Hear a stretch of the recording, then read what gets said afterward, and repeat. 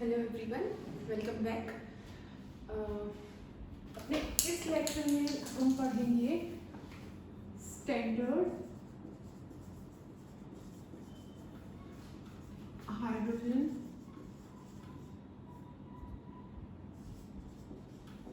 Electron के बारे में। ठीक है, इसको शीगी भी बोलते हैं। ठीक है, अब देखो,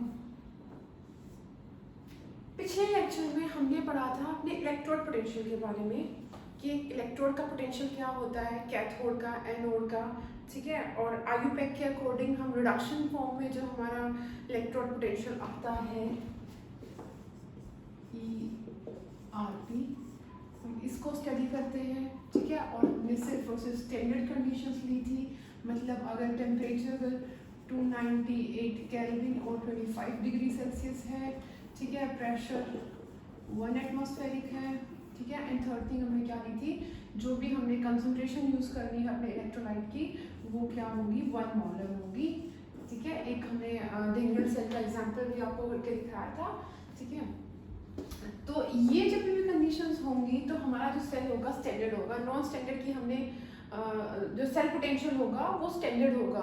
नॉन स्टैंडर्ड सेल पोटेंशियल की हमने कोई बात नहीं की अभी, उसको हम पढ़ेंगे अपने नेक्स्ट लेक्चर में जब नर्स इक्वेशन पढ़ेंगे। ठीक है, तो प्रॉब्लम ये है कि जो हम इलेक्ट्रोड पोटेंशियल की बात कर रहे हैं, पिछले लेक्चर में जो हमने बात की थी, तो अभी इलेक्ट्रोड पोटेंशियल डिपेंड करता है इलेक्ट्रोड पे जो रिएक्शन हो रही है उस पे, या तो ऑक्सीडेशन होगा या रिडक्शन होगा। एक इलेक्ट्रोड पे हाफ रिएक्शन ही होती है,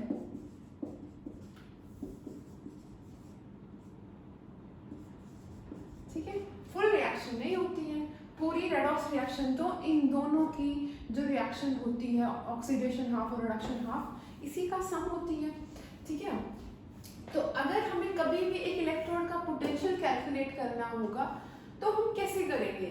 देखो, ये जो इलेक्ट्रोड पोटेंशियल है, जितने भी इलेक्ट्रोड्स के कैलकुलेट करते हैं, ये कोई एब्सोल्यूट वैल्यू नहीं होती।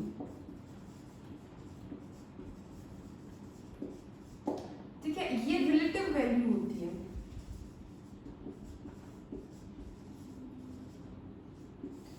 But relative to whom?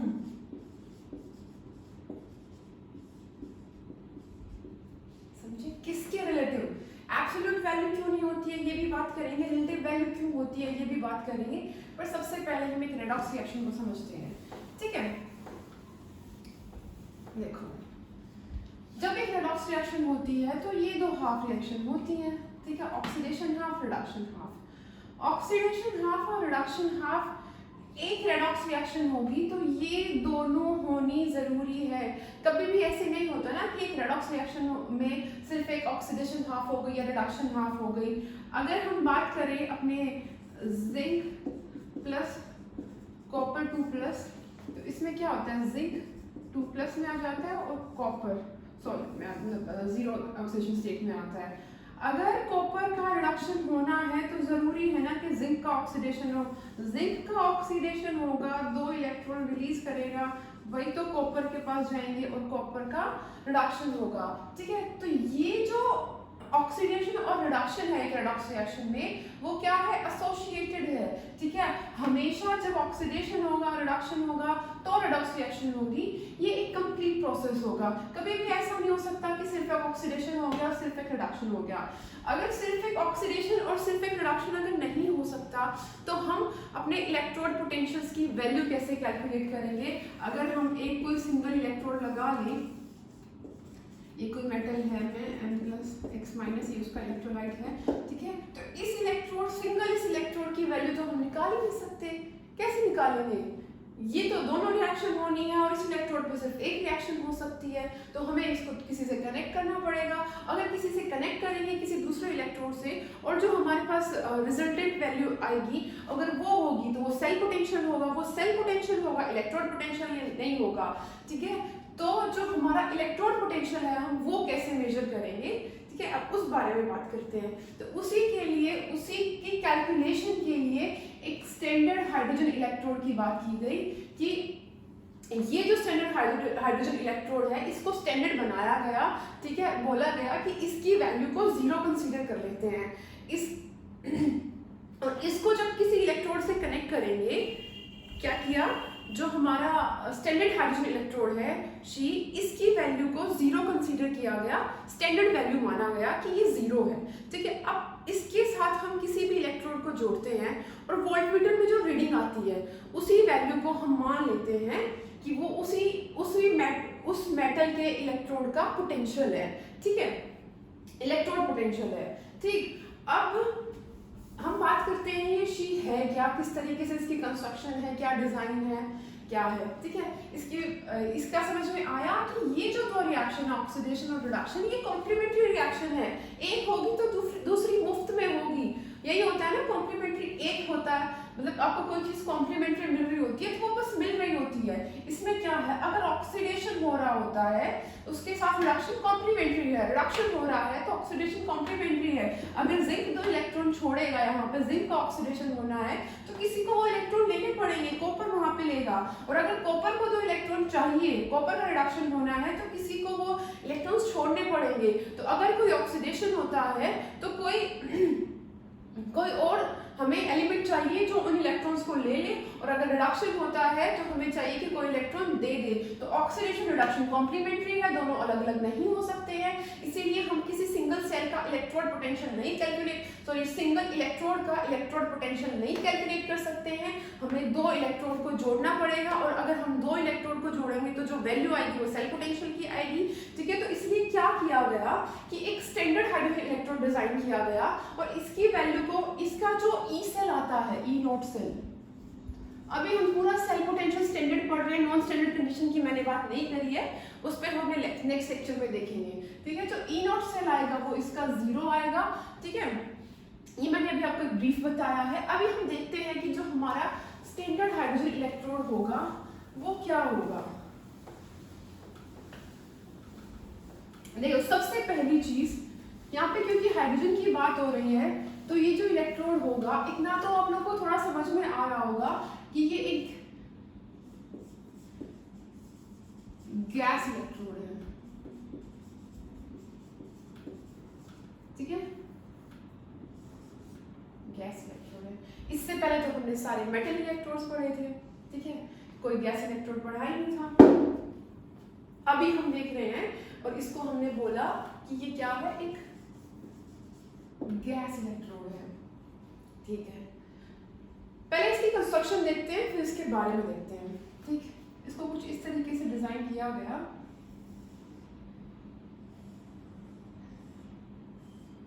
ये एक ग्लास जैकेट ली, एक कंडक्टिंग वायर के थ्रू ये एक प्लेटिनम की फॉइल लगाई गई, ठीक है। ये क्या है, ग्लास जैकेट है, ठीक है। ये तो एक्सटर्नल सर्किट से कनेक्ट करेगा इसको। ये एक कंडक्टिंग वायर है,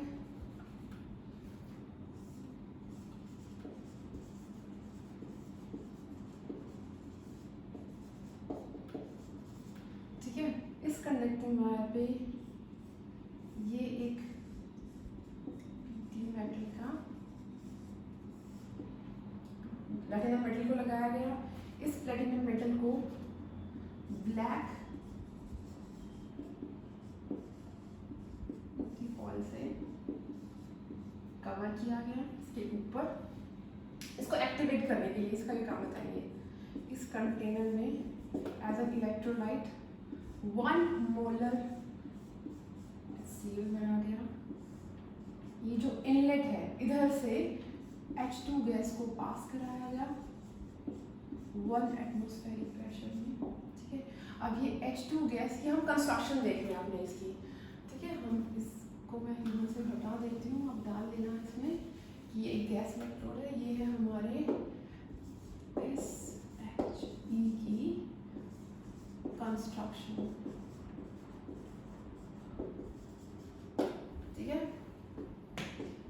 अंदर हाइड्रोजन गैस को पास कराया गया 1 एटमॉस्फेरिक प्रेशर पे। अब देखो इसकी फंक्शनिंग देखते हैं कि क्या होगी। जो सोल्यूशन है वो 1 मोलर HCl है। टेम्परेचर हमने 298 केल्विन ही लेना है, स्टैंडर्ड कंडीशंस में ही चलना है। इस सेल का जो ई नोड होगा, मैं पहले ही लिख देती हूँ, इसका जो ई नोड सेल नहीं सॉरी जो ई नोड होगा वो 0 होगा। अब जो रिएक्शन होगी उस हिसाब से हम इसके नीचे लिखेंगे कि ये कौन सा सेल है। देखो मैंने क्या बोला था, ये एक गैस इलेक्ट्रोड है, ठीक है। गैस यहाँ पे पास होती है, ये हाइड्रोजन गैस यहाँ पे आएगी और ये जो पीटी मेटल की हमने फॉइल लगाई थी इसके ऊपर एब्जॉर्ब होगी। देखो जो गैसेस होती है ना उनको मेटल्स के ऊपर इजीली एब्जॉर्ब और एब्जॉर्ब करा सकते हैं। एब्जॉर्ब ही काम आने वाली है यहाँ पे, क्योंकि सरफेस के ऊपर जो हमारी रिएक्शन होनी है ऑक्सीडेशन या रिडक्शन वो उसके ऊपर होगी। तो ये जो H2 गैस आ रही है इस इनलेट के थ्रू, ये इस मेटल पे इधर आके इधर एब्जॉर्ब होगी इसके आउटर सरफेस पे। जो आउटर सरफेस पे गैस एब्जॉर्ब होगी वही रिएक्ट करेगी, जो एक्सेस गैस है वो सोल्यूशन में से निकल जाएगी बबल्स की फॉर्म में। गैस की सप्लाई रेगुलर रहेगी, ठीक है। अभी हम ये देखते हैं कि ये काम कैसे करता है, ठीक है। अब ये जो इलेक्ट्रोड है, पहली चीज ये गैस इलेक्ट्रोड है, मैंने बोला था।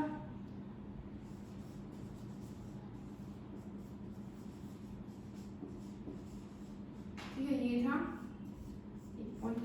दूसरा पॉइंट इसका हम ये लिख सकते हैं कि ये जो इलेक्ट्रोड हमने डिजाइन किया है इसको हम cathode as well as anode दोनों तरीके से काम कर सकते हैं। एज ए कैथोड और एज एन एनोड दोनों तरीके से काम करेगा, ठीक है। अब अगर ये है तो इस सेल की रिएक्शन क्या होगी, इस सेल की सेल रिएक्शन के बारे में हम बात करते हैं।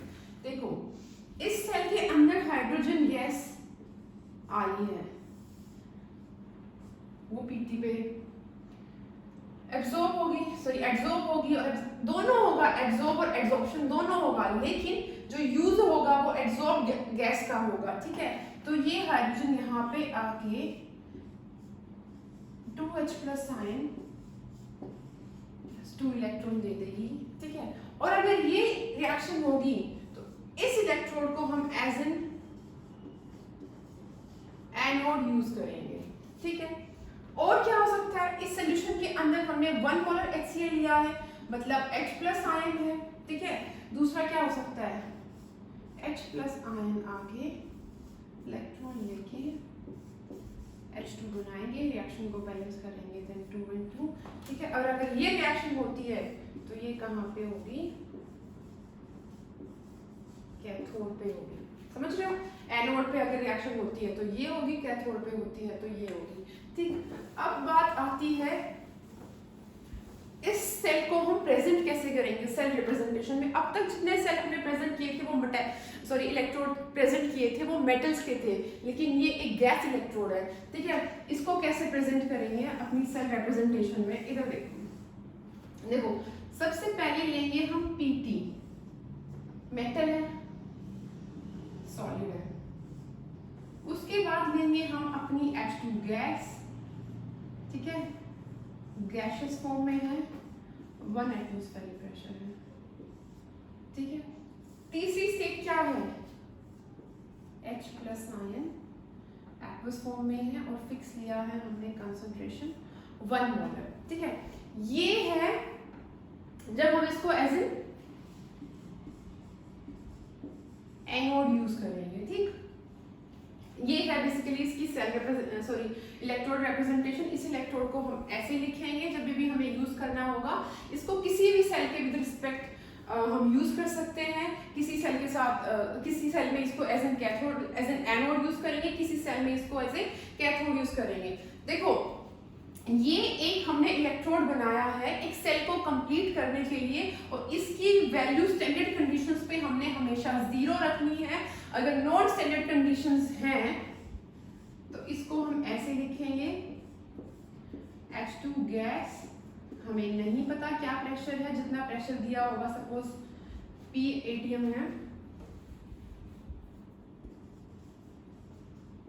और H प्लस आयन की कंसंट्रेशन भी कुछ भी हो सकती है C1, ऐसे लिख सकते हैं।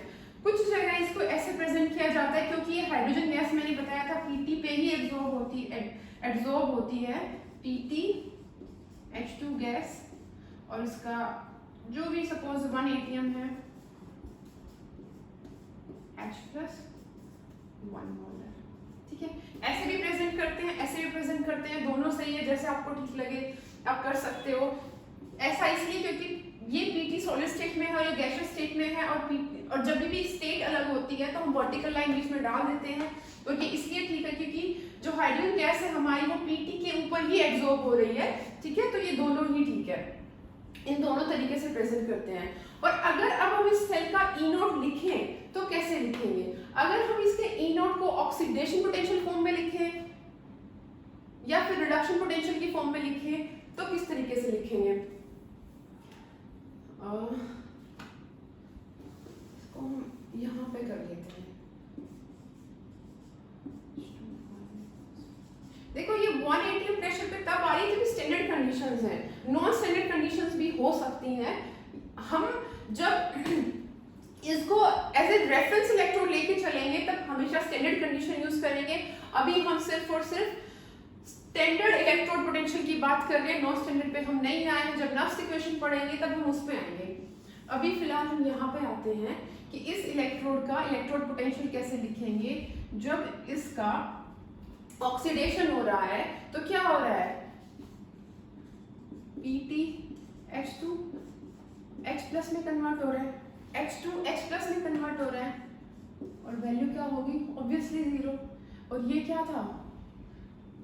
ऑक्सीडेशन पोटेंशियल, और वो भी स्टैंडर्ड ऑक्सीडेशन पोटेंशियल, ठीक है। रिडक्शन पोटेंशियल इसी सेल का कैसे लिखेंगे? H प्लस Pt H2 में कन्वर्ट हो रहा है, वैल्यू वही 0 रहेगी। ये है स्टैंडर्ड रिडक्शन पोटेंशियल, दोनों की वैल्यू 0 ही रहनी है, ठीक है। अब इसी को हम, क्योंकि इसकी वैल्यू तो हमने 0 ले ली है, देखो इसकी वैल्यू 0 है नहीं, हमें नहीं पता कितनी है, लेकिन इसको एज ए स्टैंडर्ड यूज किया गया है कि किसी भी सेल का, इलेक्ट्रोड का अगर हमें इलेक्ट्रोड पोटेंशियल मेजर करना रहा तो हम इस इलेक्ट्रोड से कंपेयर कर लेंगे, इसकी वैल्यू रहेगी 0, और दूसरे इलेक्ट्रोड से जब हम इसको लगाएंगे और वोल्टमीटर में जो भी रीडिंग आएगी उस रीडिंग को हम मान लेंगे कि वो अभी उस इलेक्ट्रोड का इलेक्ट्रोड पोटेंशियल है। देखो मैं बताती हूँ कैसे। इस सबको मैं हटा रही हूँ, बस ये वैल्यू लिखी हुई है, बाकी सब मैं हटा रही हूँ।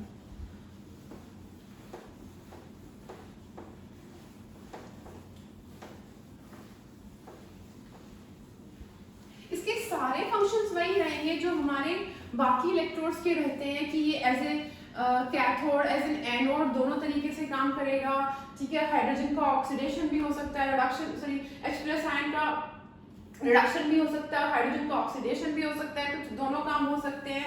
लेकिन बस डिफरेंस ये है कि ये गैस इलेक्ट्रोड है, स्टैंडर्ड कंडीशंस पे इसका जो पोटेंशियल रहेगा वो 0 रहेगा, इलेक्ट्रोड पोटेंशियल। तो ये जो अभी हमने इतना पढ़ा, ये पढ़ा हमने स्टैंडर्ड हाइड्रोजन इलेक्ट्रोड के बारे में कि ये इस तरीके से बनता है, ये इसकी प्रेजेंटेशन है। इलेक्ट्रोड को हम कैसे रिप्रेजेंट करेंगे वो ये है। लेकिन अब बात आती है कि अब हम इसको यूज कैसे करने वाले हैं, ठीक है। किस तरीके से इसको यूज किया जाता है? इस इलेक्ट्रोड के पोटेंशियल को 0 मान लिया जाता है और फिर इसको किसी दूसरे इलेक्ट्रोड के साथ कपल किया जाता है और फिर जो वैल्यू आती है उसी को मेजर किया जाता है और उसी को कंसीडर किया जाता है कि अब देखो मैं आपको एग्जांपल के साथ बताती हूँ कि कोई मेटल M है, ठीक है। इस मेटल का इलेक्ट्रोड बनाया गया और इसको कपल किया गया अपने इस इलेक्ट्रोड के साथ, स्टैंडर्ड हाइड्रोजन इलेक्ट्रोड के साथ, SHG के साथ, ठीक है। किस तरीके से हम निकालेंगे इसको, ठीक है। तो सबसे पहले हम लेते हैं कि इस मेटल को, इस इलेक्ट्रोड को एज एन एनोड यूज किया गया, इसको एज ए कैथोड यूज किया गया, ठीक है। इसकी सेल प्रेजेंटेशन क्या होगी? M एनोड पे है तो इसका क्या होगा? Oxidation aqueous. और क्योंकि हम स्टैंडर्ड कंडीशंस की बात कर रहे हैं तो इस Mn+ की कंसंट्रेशन हमको 1 मोलर ही लेके चलनी पड़ेगी, ठीक है। सॉल्ट ब्रिज इसको कैसे लिखेंगे, रिडक्शन हाफ से है मतलब H+ 1 मोलर, ठीक है, और H2 इसको भी हटा देती हूँ,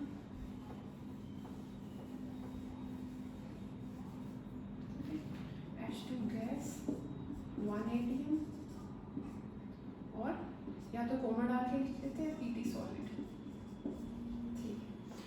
ये है इसकी सेल रिप्रेजेंटेशन। अगर यहाँ पे हमने एनोड किसी और मेटल का इलेक्ट्रोड लिया है और ये है हमारा, ठीक है। अब देखो जब इन दोनों को हमने कपल किया तो हमारी वोल्टमीटर में जो रीडिंग आई, जो E0 सेल आया, वो सपोज कुछ वैल्यू आई हमारी x वोल्ट, ठीक है।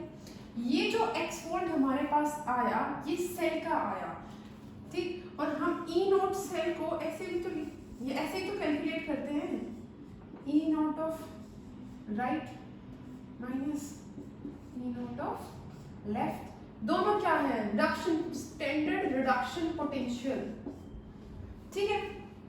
यही फॉर्मूला होता है। तो जो हमारा E0 है वो हमें क्या मिला है, x वोल्ट मिला है, और जो E0 हमारा राइट है वो तो 0 ही होना है, ठीक है। तो जो हमारा हमने ये मेटल का इलेक्ट्रोड लिया था इसका रिडक्शन पोटेंशियल Mn+ M क्या आया, -x वोल्ट, क्योंकि हमने इसको एनोड लिया था तो -x आया। हमें नहीं पता x क्या है क्या नहीं है, किसी स्पेसिफिक मेटल का एग्जांपल लेके हम ये भी बात करेंगे, लेकिन इस तरीके से कैलकुलेट किया जाता है कि अगर हमारा ये स्टैंडर्ड हाइड्रोजन इलेक्ट्रोड हमने कैथोड पे लिया है और हमने मेटल इलेक्ट्रोड हमने एनोड पे लिया है, तो जो वैल्यू आएगी इस इलेक्ट्रोड की वो टोटल सेल की वैल्यू की बस माइनस वैल्यू के इक्वल होगी। और अगर हमने कैथोड पे ही लिया है तो सेम रहेगी, ठीक है। इसकी वैल्यू तो 0 ही रहेंगे, इसकी वैल्यू में कोई चेंज नहीं आएगा, ठीक। बाद हम बात करते हैं ऑक्सीडाइजिंग एजेंट और रिड्यूसिंग एजेंट। देखो जब रिडॉक्स रिएक्शन की हम बात करते हैं तो एक रिड्यूस हो रहा होता है, एक ऑक्सीडाइज हो रहा होता है, और थोड़ा सा इलेक्ट्रोकेमिकल सीरीज के बारे में बात करेंगे।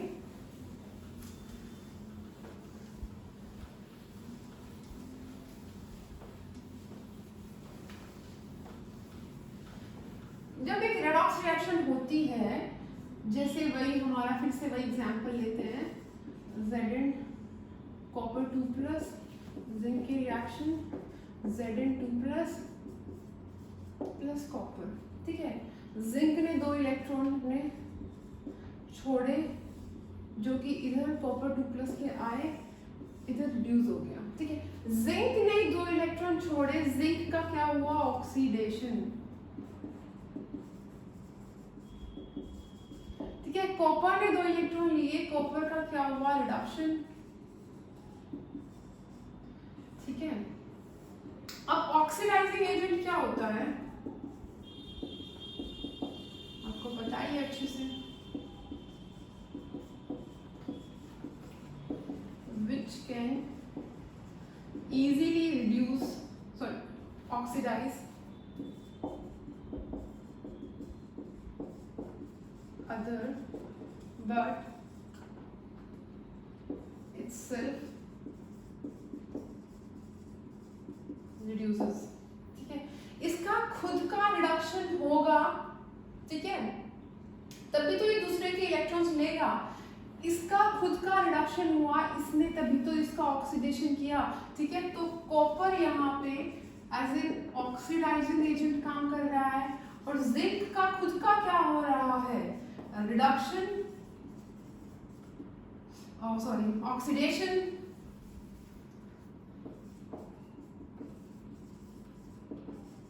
ठीक है। तो जिंक यहाँ पे एज ए रिड्यूसिंग एजेंट काम कर रहा है। जिंक अपने इलेक्ट्रॉन देगा तभी तो इसका ऑक्सीडेशन, सॉरी रिडक्शन होगा, तो जिंक यहाँ पे हो गया हमारा reducing agent.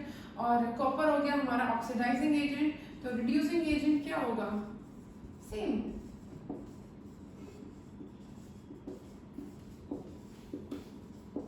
which can easily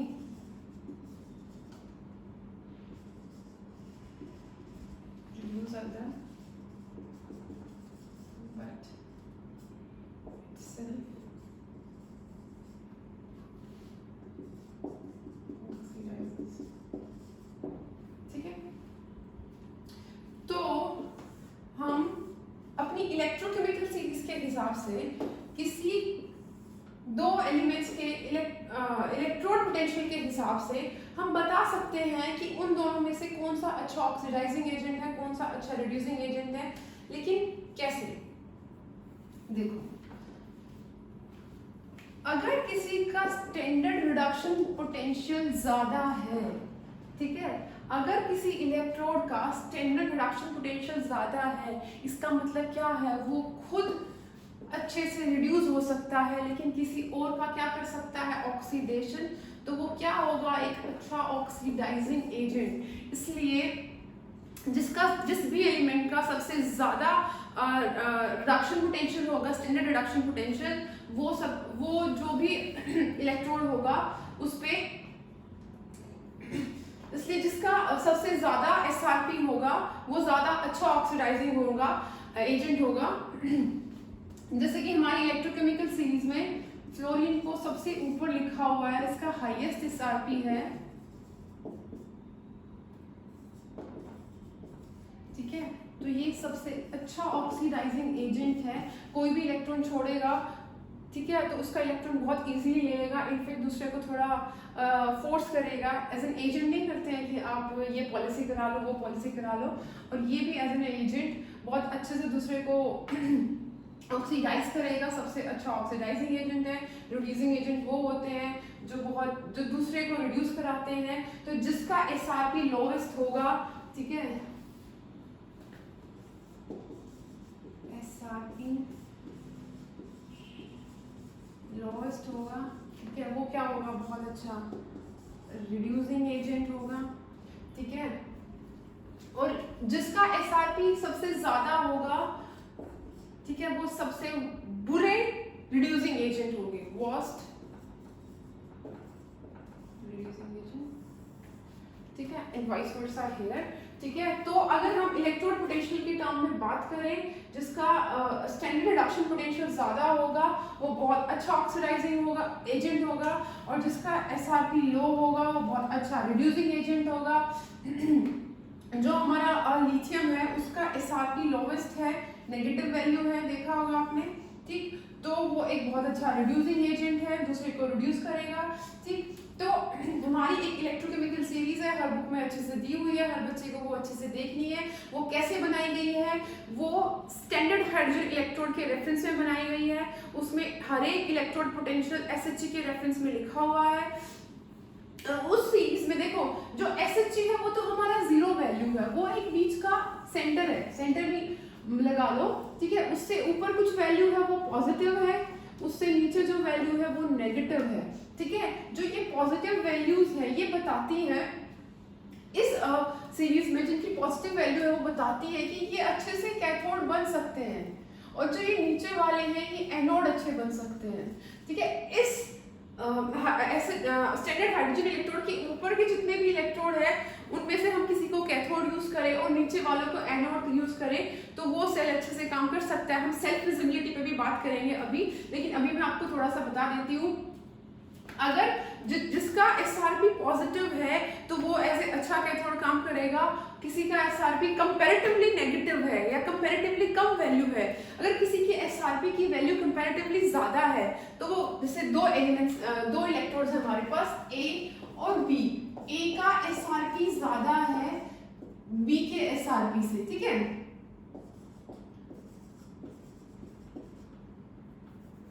SRP, ठीक है। तो ये जो A है इसको हम एज ए कैथोड यूज करेंगे, इसको हम एनोड यूज करेंगे। देखो सेल्फ विजिबिलिटी में हम बात करेंगे अभी इसके बाद। तो हमारा oxidising agent, reducing agent clear हो गया, जिसका हायर एसआरपी होगा इलेक्ट्रोकेमिकल सीरीज में, वो अच्छा ऑक्सीडाइजिंग एजेंट होगा।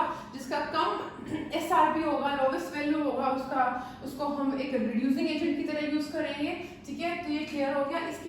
सो अभी हम बात करते हैं अपनी सेल की फिजिबिलिटी की।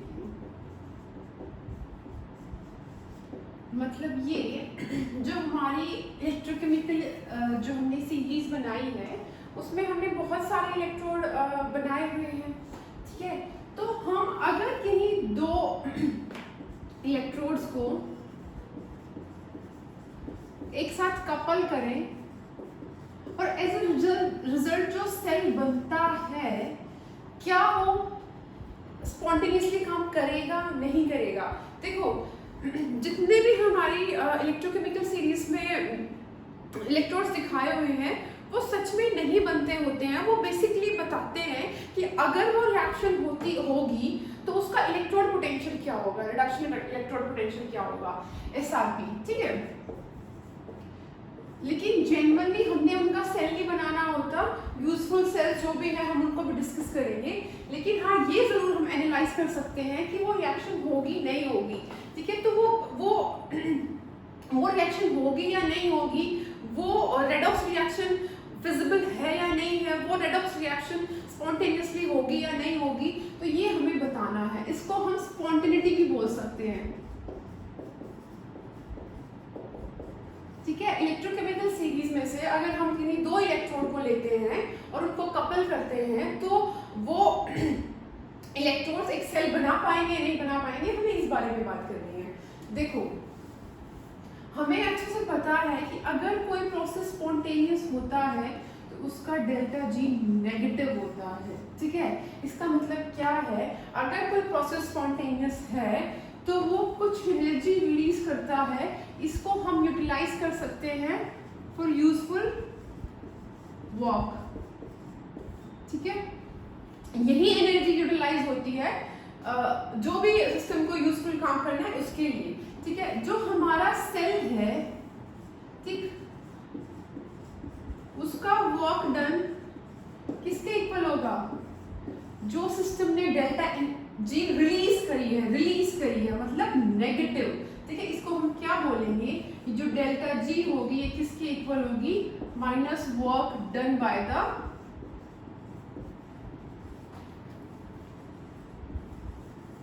और एक चीज हो, ये जो भी वर्क होगा ये यूजफुल ही होगा, क्योंकि जितनी भी एनर्जी हमारे सेल में प्रोड्यूस होती है उसको हम सर्किट, अपने एक्सटर्नल सर्किट में यूटिलाइज कर रहे हैं। जो भी हमारा पोटेंशियल आ रहा है वो यूजफुल है। ठीक है, और सेल का एक पोटेंशियल आता है ई नॉट सेल, अभी तक हमने यही पढ़ा है। ये ई नॉट और स्टैंडर्ड कंडीशंस में और नॉन स्टैंडर्ड कंडीशन में सेम रहेगा, तो अभी फिलहाल इसको ई लेके चलते हैं। ई नॉट पे भी बाद में बात करेंगे, लेकिन अभी हम ई नॉट के बारे में वो बात नहीं कर रहे। हम अब जो ई ऑफ सेल है, सेल पोटेंशियल और हमारे डेल्टा जी में क्या रिलेशन होगा, हम इस बारे में बात करेंगे। तो E naught cell delta G naught लिख देंगे अगर हम स्टैंडर्ड कंडीशंस की बात करेंगे, अदरवाइज हमारी ये इक्वेशन होगी। ठीक है, तो इन दोनों के बीच में ना हमने एक इक्वेशन सेट करनी है, और अगर हमें पता चल जाए कि किसी सेल का जो ई नॉट, जो इलेक्ट्रोड पोटेंशियल आया, सॉरी सेल पोटेंशियल आया है वो क्या है, और उसके बीच, इन दोनों के बीच में रिलेशन पता चल जाए तो हम बता सकते हैं कि हमारा सेल स्पॉन्टेनियस होगा नहीं होगा। ठीक है, अब जो सेल ने काम किया वो किस फॉर्म में किया है, इलेक्ट्रोड सेल पोटेंशियल की फॉर्म में किया है, दोनों इलेक्ट्रोड्स पे कुछ रिएक्शन हुई है। ठीक है, अब देखो, अगर हम पोटेंशियल डिफरेंस की टर्म में बात करते हैं तो वर्क डन क्या होता है, this is equal to the work done. हमारा यही होता है ना कि जितना भी चार्ज हमारे सर्किट में फ्लो हो रहा है, ठीक, उस चार्ज को ले जाने में जितना पोटेंशियल चाहिए था हमें, वो कितना है, तो चार्ज इनटू द पोटेंशियल, मतलब हमारे दो हाफ सेल्स में रिएक्शन हो रही हैं। ठीक है, इधर से लेफ्ट टू राइट ठीक है, चार्ज फ्लो करेगा लेफ्ट टू राइट, ठीक है। तो इधर से जितना भी इस रेडॉक्स रिएक्शन में चार्ज है जो यहाँ से यहाँ गया, ठीक है, और वो जो पोटेंशियल लेके गया उस चार्ज को, ठीक, यही तो होगा हमारा इस सेल का वर्क डन, ठीक है। तो जो जितना चार्ज यहाँ पे ट्रेवल किया हमें वो पता होना चाहिए, ठीक है, और इस सेल का पोटेंशियल पता होना चाहिए, ठीक। तो अगर हम वर्क डन निकालेंगे अपने सेल का तो किसके इक्वल होगा, चार्ज। अभी हम इस बारे में कुछ नहीं लिख रहे हैं, लेकिन हमें ये जरूर पता है जो सेल का पोटेंशियल होगा वो क्या होगा, ई सेल या ई नॉट सेल स्टैंडर्ड कंडीशंस। हमने अपने सेल के पोटेंशियल की बात की थी, चार्ज की बात नहीं की थी। अभी हम अपने चार्ज की बात करते हैं कि हमारा चार्ज क्या होगा। देखो, हम एक रिएक्शन लेते हैं, समझो ये रिएक्शन नहीं है, ठीक है, सर्किट के अंदर n इलेक्ट्रॉन्स ट्रेवल कर रहे हैं और रिएक्शन किस फॉर्म में होती है, मोल की फॉर्म में। मतलब ये हुआ कि एक इलेक्ट्रोड से दूसरे इलेक्ट्रोड तक n मोल्स ऑफ इलेक्ट्रॉन जा रहे हैं। एनोड से कैथोड पे इतने इलेक्ट्रॉन जा रहे हैं, इतने इलेक्ट्रॉन्स को जो हमारा है ये पोटेंशियल यहाँ से यहाँ लेके जाएगा, ठीक है। और उसको करने में क्या वर्क डन लगेगा हमें ये कैलकुलेट करना है। तो अभी हम अपनी चार्ज की कैलकुलेशन देखते हैं कि चार्ज कैसे कैलकुलेट करेंगे। देखो, n मोल्स ऑफ इलेक्ट्रॉन्स गए, ठीक है, एक मोल इलेक्ट्रॉन पे कितना चार्ज होगा, एक इलेक्ट्रॉन का charge 1.67 into 10⁻⁻19 coulomb into number of electrons कितने होंगे 1 मोल के अंदर, एवोगैड्रो नंबर के इक्वल, ठीक है। तो एक मोल इलेक्ट्रॉन पे चार्ज कितना आ जाएगा, जो इसकी एग्जैक्ट वैल्यू होती है, इसको 964,500 के आसपास कुछ लेते हैं, ठीक है, और इसको फैराडे कांस्टेंट बोलते हैं, ठीक है। इसको क्या बोलते हैं मैं यहाँ पे लिख देती हूँ, फैराडेज कांस्टेंट 96500, ठीक है। ये क्या होता है, ये होता है कि एक मोल इलेक्ट्रॉन्स पे कितना चार्ज है, ठीक है, इसकी वैल्यू ये है। और हमारे सर्किट के अंदर कितने मोल्स ऑफ इलेक्ट्रॉन थे, n मोल्स ऑफ इलेक्ट्रॉन थे, ठीक है। तो जो अब हमारा W हो जाएगा, work done by the cell, कितना हो जाएगा, चार्ज कितना है n into f, और जो हमारा E है electrode potential, sorry cell potential, E of cell, ठीक है। ये आ गया हमारा वर्क डन, ठीक है। अगर ये हमारा वर्क डन है और इसको हम अपनी इस इक्वेशन में पुट कर दें इसमें, तो हमारे पास क्या आ जाएगी, अपने सेल की डेल्टा जी। और अगर हमारी डेल्टा जी नेगेटिव आती है तो हम क्या कह सकते हैं कि हमारा जो प्रोसेस है वो स्पॉन्टेनियस है, ठीक है। तो अब देखते हैं हमारी डेल्टा जी क्या है। डेल्टा जी क्या होती है, minus of W work done, ठीक है। डेल्टा जी हमारा वर्क डन क्या आया, एन एफ ई सेल, ठीक है, ये आया हमारे पास, ठीक। अब ये जो आया है ये माइनस आएगा यहाँ पे, ठीक। अब हमारी जो गिब्स फ्री एनर्जी है वो नेगेटिव कब होगी, जब हमारी जो सेल का पोटेंशियल है वो पॉजिटिव होगा। ये देखो, ये वैल्यू तो कांस्टेंट है, ये तो पॉजिटिव नेगेटिव हो ही नहीं सकती। तो डेल्टा जी की वैल्यू अल्टीमेटली किस पर डिपेंड करती है, सेल के पोटेंशियल के ऊपर। अगर सेल का पोटेंशियल नेगेटिव हो गया तो डेल्टा जी पॉजिटिव हो जाएगी, और डेल्टा जी अगर पॉजिटिव हो जाएगी तो हमारा सेल जो की जो रेडॉक्स रिएक्शन होगी वो क्या होगी, नॉन स्पॉन्टेनियस। तो अगर हम चाहते हैं कि हम कोई स्पॉन्टेनियस रेडॉक्स रिएक्शन करें या हम कोई फिजिबल सेल बनाएं, देखो मैं सबको अभी हटा देती हूँ, हम सब इस पे बात करेंगे। अब ये सब पूरा आपका अच्छे से क्लियर हो गया होगा कि 1 मोल ऑफ इलेक्ट्रॉन पे 1 फैराडे के इक्वल चार्ज होता है और सर्किट के अंदर n इलेक्ट्रॉन्स ट्रेवल किए हैं। अब हम आ जाते हैं इस पे अपनी डेल्टा जी पे और ई सेल की इक्वेशन के बीच में।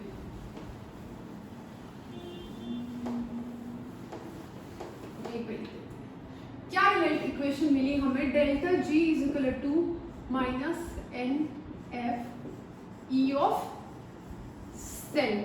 ये जो डेल्टा जी है ये ई सेल की वैल्यू पर डिपेंड करती है। अगर ई सेल की वैल्यू पॉजिटिव है, देखो if E cell is positive, delta G is negative, cell is feasible. ठीक है, और अगर आपसे पूछी जाए कि अगर ये केस है तो सेल फिजिबल होगा कि नहीं होगा, होगा। ठीक है, इफ दूसरा केस क्या होगा, जो ई सेल हमने निकाला, टोटल सेल हमने क्या इक्वेशन लिखी थी, जो ई सेल था वो क्या था, ई राइट माइनस ई लेफ्ट। और क्योंकि हमने पूरी स्टैंडर्ड कंडीशंस की बात की थी, नॉन स्टैंडर्ड पे तो हम गए ही नहीं है, ये इक्वेशन हमने लिखी थी, तो हमें ये ई सेल निकालना पड़ेगा, ई कैथोड माइनस ई एनोड रिडक्शन पोटेंशियल की फॉर्म में।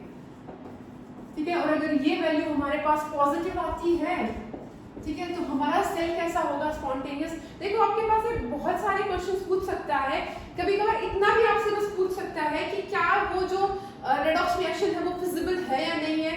अगर उसकी डेल्टा जी नेगेटिव आए, मतलब जो ई सेल है वो पॉजिटिव आए, तो आपकी वो रेडॉक्स रिएक्शन स्पॉन्टेनियस है, और जो आपका सेल है वो फिजिबल है। और अगर आपसे पूछ लिया जाए कि आप डेल्टा जी निकाल के दो, तब आपको पूरी कैलकुलेशन करनी है। लेकिन अगर आपसे पूछा जाए कि आपको बस ई सेल बताना है, तो आपको आपको सिर्फ स्पॉन्टेनिटी या फिजिबिलिटी बतानी है, तो आपकी इतनी कैलकुलेशन काफी रहेगी। उसको लिख देते हैं, if E cell is negative, ठीक है, तो जो हमारी डेल्टा जी होगी वो कैसी होगी, पॉजिटिव होगी, और जो हमारी रिएक्शन होगी वो नॉन स्पॉन्टेनियस होगी, और जो सेल होगा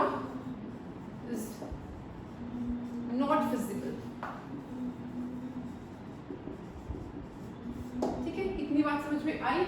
ये सब कुछ किस पे डिपेंड करता है, ई पे। इसकी न्यूमेरिकल्स भी करेंगे हम अपने नेक्स्ट लेक्चर में। फिलहाल हम अपने थोड़ा सा जो हमने स्टैंडर्ड अपना हाइड्रोजन इलेक्ट्रोड पढ़ा था उसके बारे में बात कर लेते हैं। ठीक है, अब देखो वहां पे मैंने आपको ज्यादा नहीं बताया था कि हम SHG को किस तरीके से कपल करेंगे।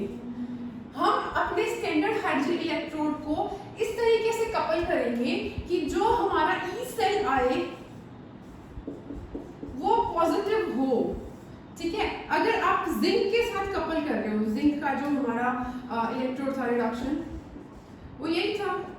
ठीक है, ई नॉट था हमारे पास, ये हम इसको इस तरीके से कपल करेंगे और इसकी वैल्यू क्या आती है, -0.76 वोल्ट। ठीक, इस -0.76 वोल्ट को इस तरीके से कपल करेंगे कि जो ई नॉट ऑफ सेल आए वो पॉजिटिव आए, और जो ई नॉट सेल पॉजिटिव है वो कब आएगा, वो तभी आएगा ना जब इसको हम एनोड पे रखेंगे, क्योंकि हमारा फॉर्मूला क्या है, -E लेफ्ट। ठीक है, तो एक चीज और भी होती है जो हमारा SHG के साथ जब हम कपल करते हैं, देखो ऐसे करते हैं ना कि एक हमने एनोड लिया, एक कैथोड लिया, उसको वोल्टमीटर से कनेक्ट किया, वोल्टमीटर की रीडिंग आएगी। अगर वोल्टमीटर का पॉजिटिव टर्मिनल सेल की पॉजिटिव टर्मिनल से नहीं कनेक्ट होगा, इसका पॉजिटिव टर्मिनल वोल्टमीटर का कैथोड से नहीं कनेक्ट होगा, या फिर इसका नेगेटिव टर्मिनल एनोड से कनेक्ट नहीं होगा, वोल्टमीटर में कुछ रीडिंग नहीं आएगी, तो हमको स्विच करना पड़ता है। ठीक है, और स्टैंडर्ड हाइड्रोजन इलेक्ट्रोड के साथ कोई भी सेल तभी कोई भी इलेक्ट्रोड अगर हम मिक्स करते हैं और सेल बनाते हैं, वो सेल तभी फिजिबली काम करेगा जब हम उसको एडजस्ट उसकी वैल्यू के अकॉर्डिंग, अगर उसकी वैल्यू स्टैंडर्ड हाइड्रोजन इलेक्ट्रोड के इसकी वैल्यू तो 0 आती है, इसका ई नोट इस हाफ इलेक्ट्रोड का 0 होता है। ठीक है, इसके कंपैरेटिवली अगर किसी का SRP पॉजिटिव है, कोई इससे ऊपर पॉजिटिव वैल्यू रखता है, ठीक है, उसको हम एज ए कैथोड यूज करेंगे। अगर इससे नीचे जाता है, नेगेटिव वैल्यू है, उसको एनोड यूज करेंगे, तभी एक फिजिबल सेल बनेगा, वो SHG के साथ है। ठीक है, वो हमारे स्टैंडर्ड हाइड्रोजन इलेक्ट्रोड के साथ है। लेकिन अगर हम इलेक्ट्रोकेमिकल सीरीज की बात करें तो देखो उसमें देखते हैं कि कोई सेल कब काम करेगा। देखो SRP की फॉर्म में हमारी जो इलेक्ट्रोकेमिकल सीरीज होती है वो कुछ ऐसी होती है। सबसे ऊपर होता है हमारा फ्लोरीन, ठीक है, बीच में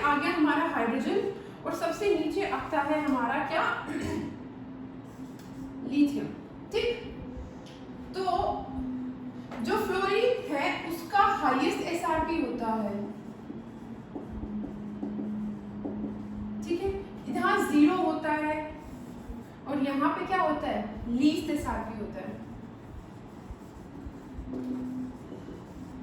ठीक है, अब हमने कोई ऐसी रिएक्शन, रेडॉक्स रिएक्शन अज्यूम करनी है कि ये सपोज 1 है, ये 2 है, इन दोनों के बीच कहीं आती है, तो जिसका हायर एसआरपी होगा उसको हम कैथोड बनाएंगे। ठीक है, जिसका इन दोनों में कंपैरेटिवली लोअर एसआरपी होगा उसको हम एनोड बनाएंगे। ठीक है, इस इलेक्ट्रोकेमिकल सीरीज में कोई भी आपको 2 इलेक्ट्रोड्स दिए हुए हैं, जिसका हायर एसआरपी होगा उसको हम कैथोड बनाएंगे, जिसका लोअर एसआरपी होगा एनोड बनाएंगे। और उस केस में क्या होगा, जो हमारा ई सेल आएगा, ई नोड ऑफ सेल आएगा, वो हमेशा पॉजिटिव होगा, और ये पॉजिटिव है तो हमारी डेल्टा जी जो है वो क्या है, नेगेटिव है। ठीक है, और डेल्टा जी नेगेटिव है तो वो रिएक्शन स्पॉन्टेनियस होगी, वो सेल्फ विजिबल होगा। ठीक है, इस पे बेस्ड हम न्यूमेरिकल करेंगे और अपने एनसीईआरटी के क्वेश्चंस भी करेंगे अपने नेक्स्ट लेक्चर में, पर अभी के लिए इतना काफी, क्योंकि पहले आप कॉन्सेप्ट को समझो। हम हर एक चीज की कॉन्सेप्ट पे चल रहे हैं कि कॉन्सेप्ट कैसे है। अगर एक बार कॉन्सेप्ट क्लियर हो जाए, आप इसको एक बार अच्छे से पढ़ोगे, उसके बाद हम जब अपनी न्यूमेरिकल प्रॉब्लम्स करेंगे तब हमारी चीजें और क्लियर हो जाएगी। तो उससे पहले है कि आप ये जितना आपने अभी तक पढ़ा है अपने गैल्वेनिक सेल्स के बारे में, इलेक्ट्रिक पोटेंशियल के बारे में, अपने सारे कॉन्सेप्ट क्लियर करो। अपने नेक्स्ट लेक्चर में हम कुछ न्यूमेरिकल प्रॉब्लम करेंगे। ठीक है, थैंक यू वेरी मच।